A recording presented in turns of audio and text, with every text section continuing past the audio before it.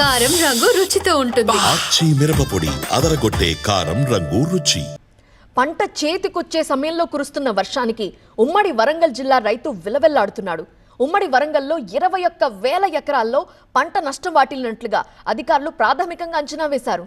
వరి, మామిడి, మొక్కజొన్న, మిర్చి పంటలకు తీవ్ర నష్టం వాటిల్లింది. 10 రోజులుగా ఉన్నట్టుండి వడగళ్ల వాన విరుచుకుపడటంతో ఇంత మేర నష్టం వాటిల్లినట్టుగా వారు చెబుతున్నారు.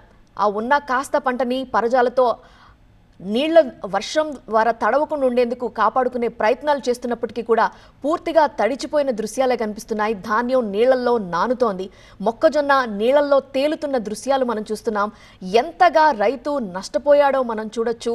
చేతికొచ్చిన సమయంలో, పంట చేతికొచ్చిన సమయంలో ఈ విధంగా వడగళ్ల వాన విరుచుకుపడి తీవ్ర నష్టం కలిగించింది.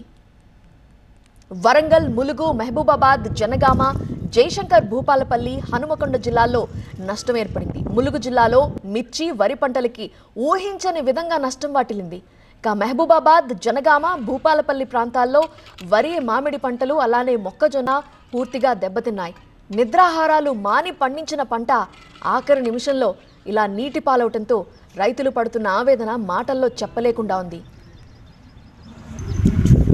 జనగామ, వరంగల్ జిల్లాల్లో నష్టపోయిన పంటల్ని పరిశీలించారు మాజీ మంత్రి ఎర్రబెల్లి దయాకర్ రావు.